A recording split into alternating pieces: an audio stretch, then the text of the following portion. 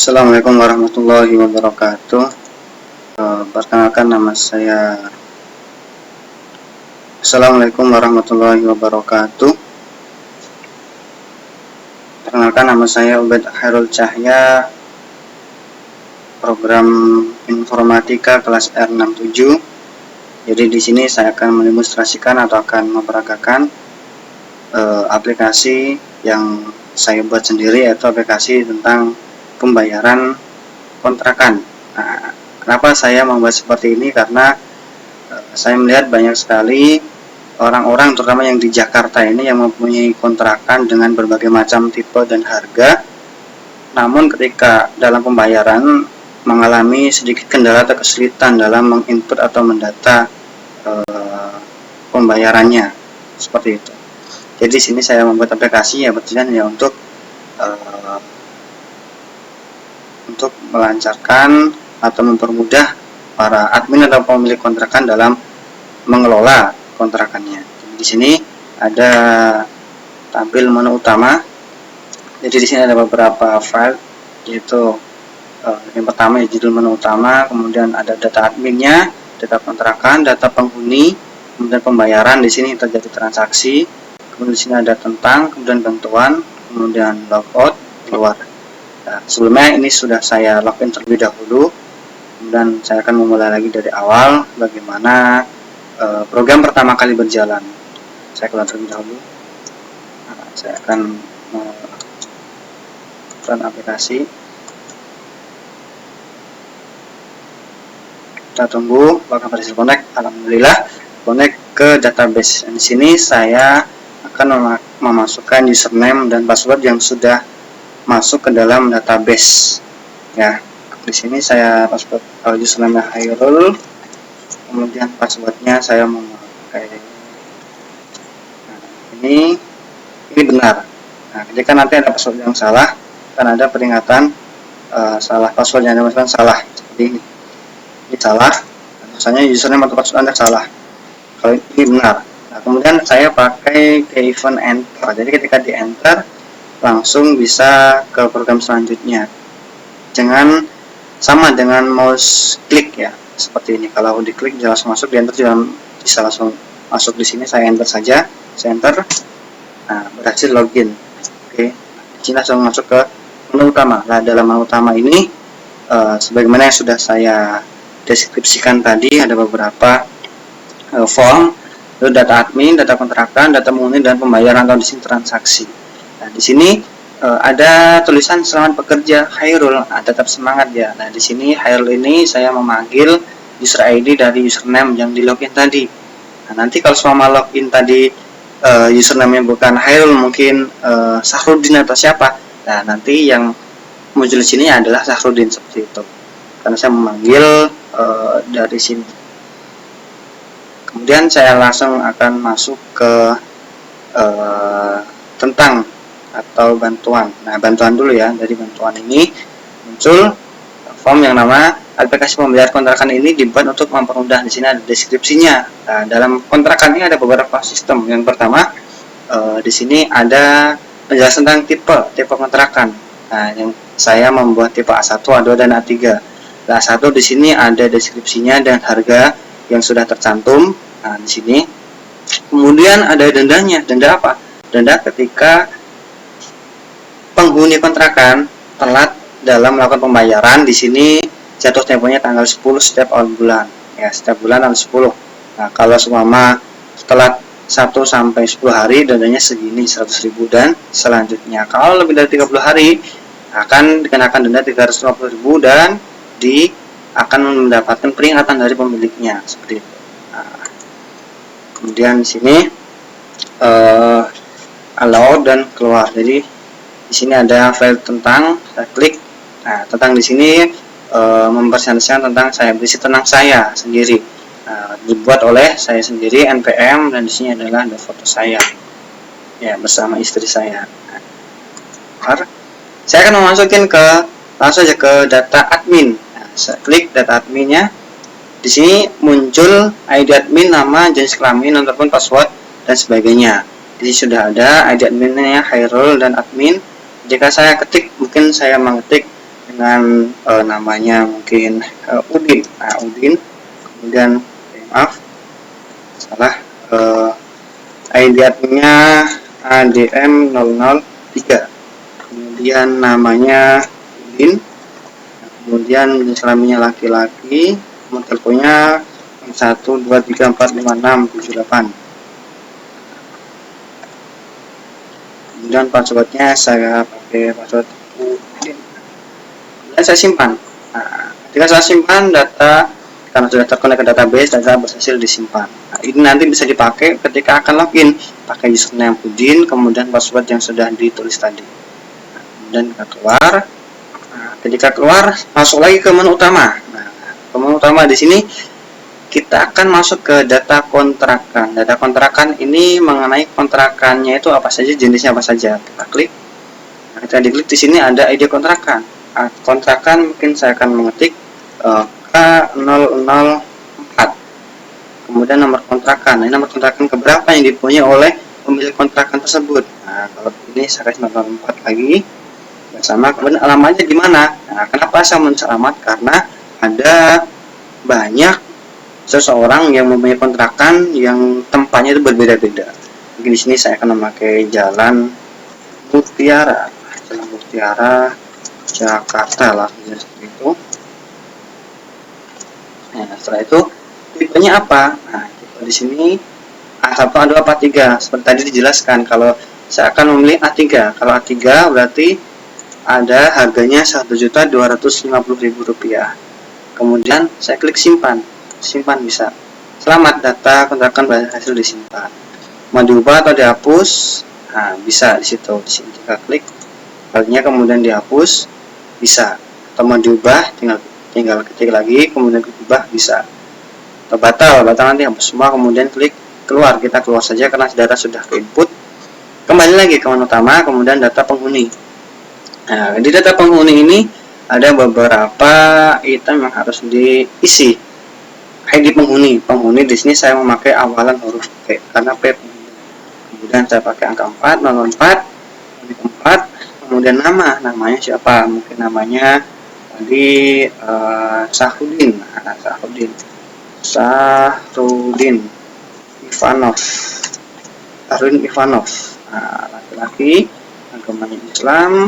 Kemudian nomor identitasnya saya ketik seperti ini, kemudian HP-nya 0812345678. Kemudian saya simpan. Ketika simpan sudah berhasil, di sini ada notifikasi selamat, data penghuni berhasil disimpan, berarti sudah masuk ke database. Nah, kemudian kita keluar, masuk lagi ke menu utama. Kita lagi masuk ke pembayaran. Ketika di pembayaran ini, masuklah ke data transaksi pembayaran kontrakan. Nah, di sini ada tanggalnya ini yang buat menentukan apakah dia sudah membayar kontrakan apa belum di bulan ini.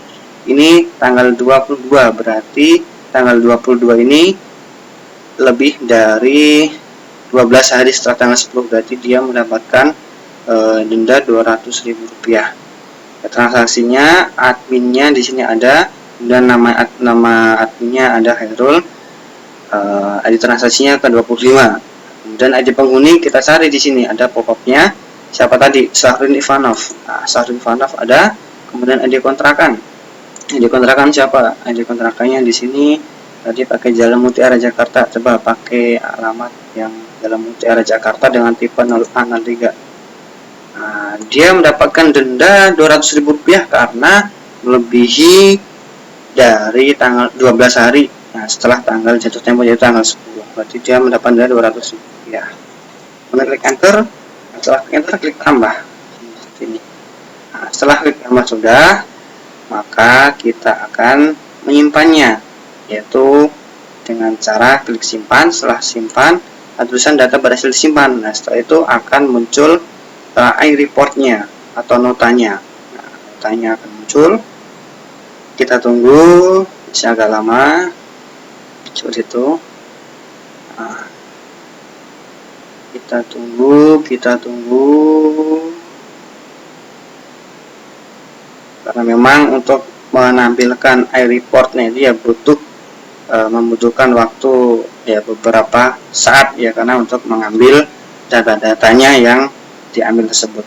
Sudah muncul, ini adalah notanya, nota data transaksi pembayaran kontrakan berdasarkan tadi ya, yaitu yang pertama ID transaksinya tadi transaksi ke-25, kemudian nama penghuni tadi yang membayar Sahrudin Ivanov, kemudian tanggalnya tanggal 22, kemudian nama admin Hairul, kemudian di sini ada kontrakannya K004, kemudian tipenya A3, harganya 1450.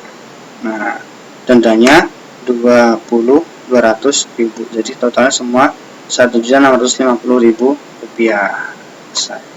Ini sudah bisa dicetak. Cetak pakai printer bisa, karena ini sudah berupa dokumen yang siap dicetak seperti ini. Karena saya tidak mencetak, jadi saya silang. Sudah selesai. Nah, ketika saya keluar, maka kan masuk lagi ke menu utama. Nah, di sini mungkin kita akan logout. Nah, kita akan logout. Kita akan masuk lagi ke login admin. Di sini mungkin tadi ada yang perlu dimasukkan username baru, tadi Udin, kemudian passwordnya tadi juga Udin. Coba klik enter, bisa login lagi.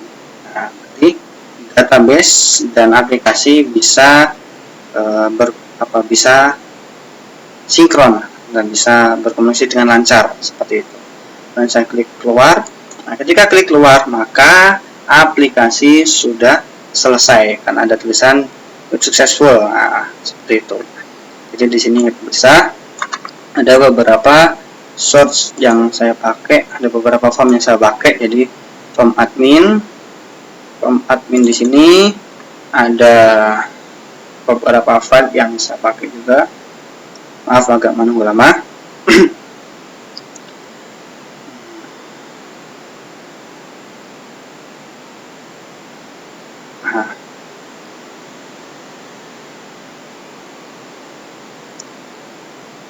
Jadi ini adalah desain dari admin yang tadi ada.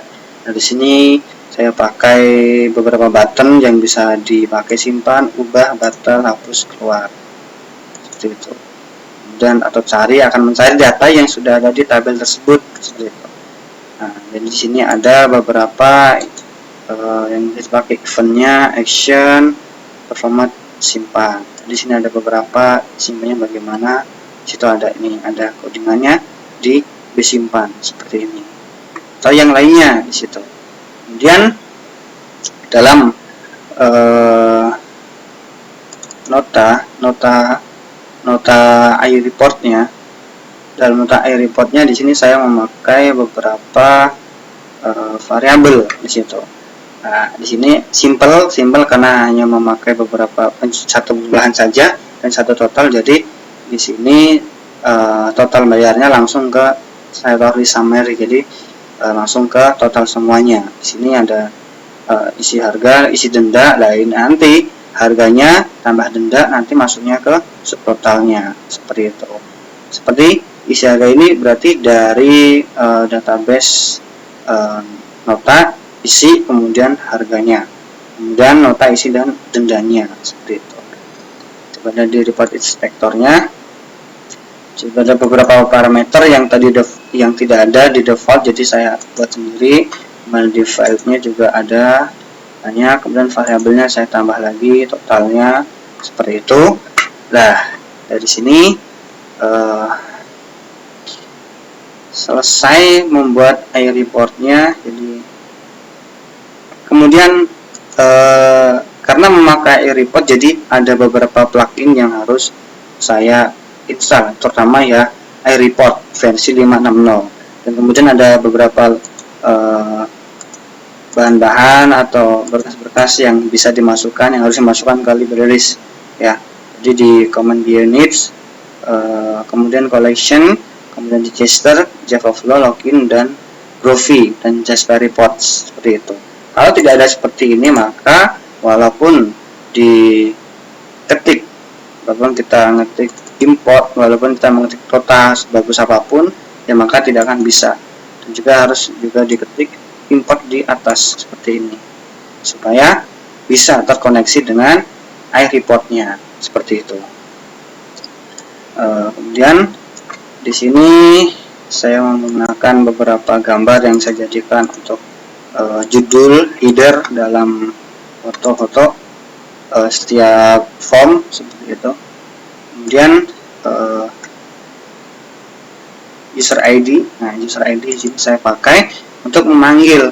Nah, di sini saya memakai untuk memanggil user ID dan juga user kode ID admin dan juga nama atau username admin, supaya ketika di pop up menu supaya di form menu bisa dipanggil, di sini bisa dipanggil ya.